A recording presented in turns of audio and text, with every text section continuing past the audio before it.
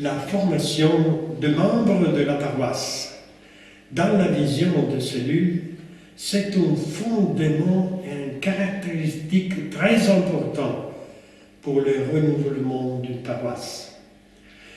Dans une paroisse avec un pastoral traditionnel, la formation passe normalement par l'homélie dominicale, reçue seulement de fidèles présents à la messe. Quelquefois, il y a des rencontres sur la parole de Dieu, des moments de catéchèse aux différents opérateurs de pastorat particulières, familles, fiancés, adolescents, servants de ministère, mouvements ecclésial, si on a pour la charité, l'accueillance, la prière, la liturgie, la chorale, et voilà. Cela génère habituellement secteur de formation séparés et un grand engagement du curé qui doit répondre à tous, tiré par la vête à droite et à gauche, engagé avec toutes ses énergies pour tout secteur de son troupeau et l'accompagnement vers la sainteté personnelle, l'exercice de la charité et la gestion de problèmes pratiques.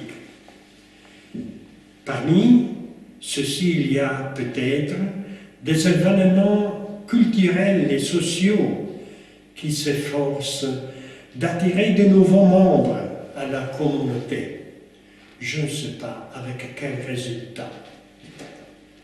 La vision de la paroisse en cellule est fondée sur un concept de base, celui de la corresponsabilité de laïcs et de la délégation. Le deuxième principe déterminant est la formation permanente. Dans la paroisse, quand l'on accepte la vision de cellule, il faut briser le processus de formation en 3 phases. Premier, la phase de préparation générale de la communauté. L'acteur principal est le curé, auquel s'associent quelques membres de la communauté, sensibles d'abord à la vision d'évangélisation. Dans cette phase, le curé introduit progressivement la communauté, en profitant des homélies et des réunions spirituelles, à la vocation et mission fondamentale de toute l'Église, soit de chaque baptisé. L'Église existe pour évangéliser. Cette tâche incombe à tous, aussi aux laïcs dans leur propre milieu de vie, et non pas seulement aux pasteurs, aux religieuses et catéchistes.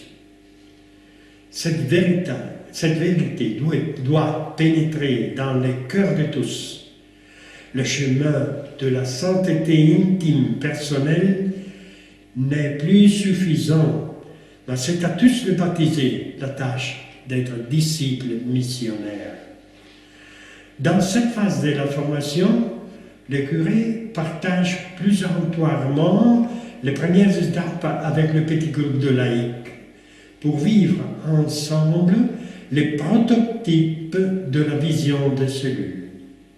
Il pourra, pour exemple, former avec eux un petit groupe qui se retrouve régulièrement pendant quelques mois pour étudier, approfondir et expérimenter, en essayant de vivre comme dans une cellule.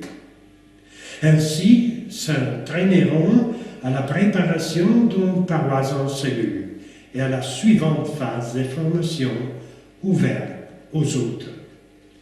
Ce parcours ne sera pas vécu dans le secret, mais le curé donnera son partage à l'assemblée, les pas accomplis qui peut éveiller en tous le désir de vivre l'expérience de la communauté. Le même temps, si dans la communauté n'existait pas encore l'expérience d'un groupe de prière ouverte au Saint-Esprit, les dons envoyés par le Père et le Fils, qui comblent le cœur de chaque baptisé. Le pape François, pendant le retrait mondial de l'ICRS en juin 2015, a toujours affiché la nécessité d'offrir à tous cette approche spirituelle. Aucun baptisé ne peut pas rester dans l'ignorance de l'Esprit Saint. Saint Paul, il dit, « Ne savez-vous pas que vous êtes un temple de Dieu et que l'Esprit de Dieu habite en vous ?» En attendant, sera bon d'organiser un corps de catéchèse ouvert à tous pour proposer Evangelii Nuntiandi et ou Evangelii Gaudium.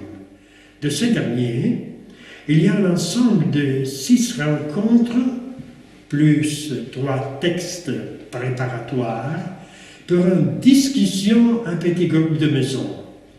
Avec cet utile, les laïcs qui forment l'équipe autour du curé pourront former 2 ateliers d'études avec des autres dans les maisons. Tout ça deviendra une ouverture pour le futur hébergement ou maison des naissants cellules. La phase de formation de premières cellules. Bien sûr, après 6 mois d'expérimentation du petit groupe de laïcs avec le curé, d'autres frères de la communauté, ils ont aperçu le désir naissant d'accepter l'invitation à vivre la vision de cellules paroissiales pour devenir des disciples missionnaires. Les pasteurs, recueillant ces désirs, choisiront un groupe de croyants pour les inviter à la formation de premières cellules démarrage, de cellules de démarrage et invitera eux au cours de base pour la formation de leaders. Le cours se compose normalement de 6 réunions hebdomadaires. À la fin, se formeront un certain nombre de cellules expérimentales, d'environ 6 membres chacune, guidées par une de laïcs qui ont formé l'équipe expérimentale avec les curés dans les 6 mois précédents. Eux accompagneront pour 3 mois le premier pas de ces nouvelles cellules comme leaders. Et chacune de membres répétera plusieurs fois l'expérience de guider lui-même les rencontres. Au bout de quelques mois, le groupe initial sera disponible pour d'autres ministères. Eux confieront la responsabilité de service de leader à un de nos frères qui ont suivi les cours. Les membres de la première équipe seront donc disponibles pour le ministère des services. À côté du curé, pour l'aider dans la gestion de toutes les cellules, quelqu'un à la tâche de supervision pour un groupe de nouvelles cellules, quelqu'un d'autre au ministère de formation et une sera chargée du secrétariat. De ce moment-là, les cellules commencent à récolter des fruits de l'évangélisation et à grandir en accueillant de nouveaux membres. Finalement, commencera la phase finale de la croissance vers la multiplication. La troisième phase de formation de base est la formation de nouveaux membres des cellules. Au fur et à mesure que les cellules accueilleront de nouveaux membres, et eux aussi recevront un cours de base. La réalisation donc sera faite par les laïcs qui ont acquis une expérience et des compétences appropriées. Au curé sera demandé seulement la joie de ce vœu et de ces bénédictions. Cette phase de formation pourra être limitée au grand mandat de Jésus à l'évangélisation, au fondement de la vision cellulaire et à la méthodologie du processus d'évangélisation de l'oikos. Un approfondissement plus sérieux des leaders sera confié au mentorat du leader de la cellule il a un objectif spécifique de cellule, est au cours avancé que nous verrons au point successif. Le quatrième point, c'est la formation permanente de leaders. À cet effet, il faut que la paroisse maintienne une forme unitaire. Depuis que la formation de leaders dans la cellule d'origine peut être largement différente d'une à l'autre cellule, à cause de différences subjectives des leaders moniteurs.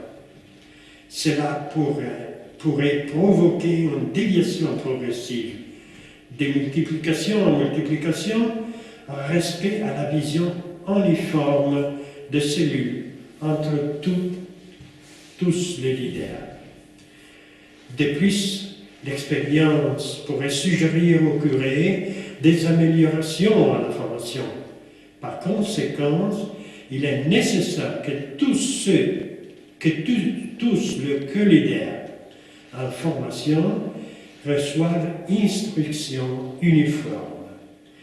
L'idéal de ce cours est d'offrir des sessions mensuelles ou tous les 2 mois et les élèves pratiquent en la cellule ce qu'ils ont appris pendant le temps entre les 2 sessions. Pour ces raisons, il est très important que les leaders suivent aussi le cours avec son propre co-leader, comme tuteur de stage. Il est très intéressant de noter que tout ce travail de formation est confié totalement aux laïcs, de sorte que le curé peut se limiter à vérifier et à corriger les travaux avec ceux qui sont délégués au service de l'éducation. Une fois que le système est démarré, le curé peut profiter de la grâce d'une catéchèse continue et harmonieuse vers la plupart des paroissiens, toutes les semaines ou tous les 15 jours, pour atteindre eux en conduisant son troupeau sur le chemin de la sainteté et l'évangélisation des brebis perdues, que c'est le ministère du service auquel Dieu l'a appelé et oint.